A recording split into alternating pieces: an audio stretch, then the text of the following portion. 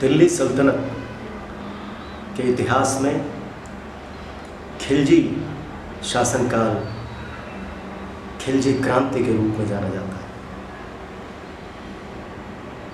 दरअसल ममलूक वंश, जिसे दास वंश भी कहा जाता है, इसके बाद जब खिलजी दिल्ली सल्तनत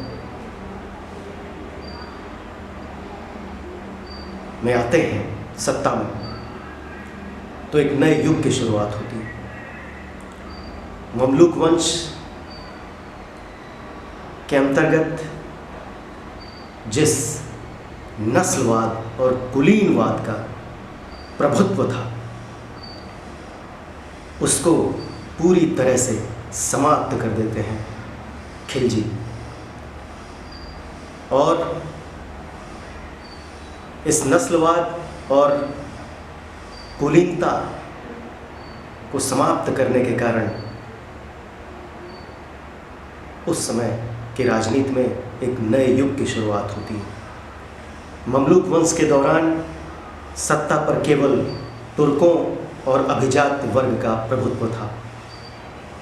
गैर तुर्कों, यहाँ तक कि भारतीय मुसलमानों के लिए किसी भी प्रकार की कोई उनके लिए जगह नहीं थी। लेकिन जलालुद्दीन खिलजी के रूप में जब खिलजी वंश की स्थापना होती है, तो योग्यता के आधार पर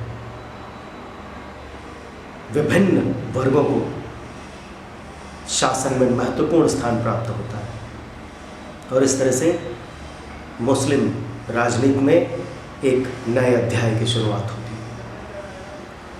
दूसरी महत्वपूर्ण बात कि खिलजी राजवंश एक तरह से दिल्ली सल्तनत में धर्म और राजनीति के पृथकीकरण, धर्म और राजनीति के अलगाव के दौर का सूचक है। अलाउद्दीन खिलजी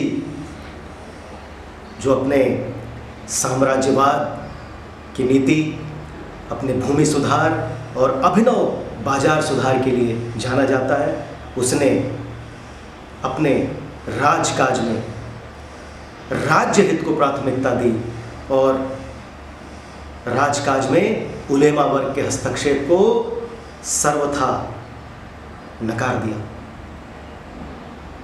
हम देखते हैं कि खिलजी शासनकाल के दौरान किसी भी शासक ने खलीफा से मान्यता लेने का उस तरह का कोई प्रयास नहीं किया जैसा कि इल्तुतमिश और बलबन ने किया। खिलजी वंश ने बलबन की निरंकुशता को तो स्वीकार किया, लेकिन उसकी कुलीनता को दरकिनार कर दिया। तो हम देखते हैं कि प्रजाति के आधार पर भेदभाव को खिलजी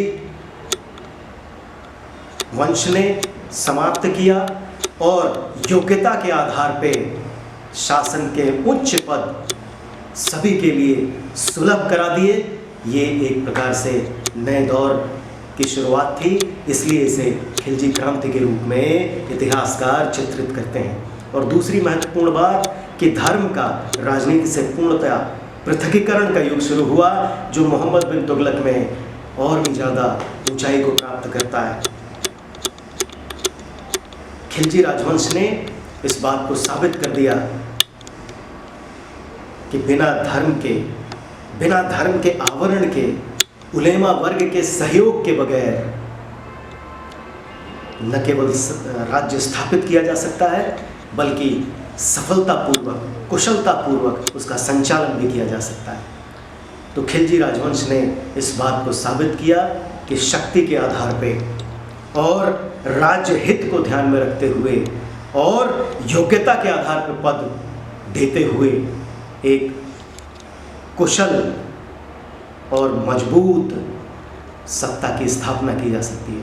तो इन तमाम पहलुओं के कारण मोहम्मद हबीब और आर.पी. त्रिपाठी जैसे इतिहासकार खिलजी राजवंश को खिलजी क्रांति के रूप में भी अभिहित करते हैं, के रूप में उसे पहचानते हैं।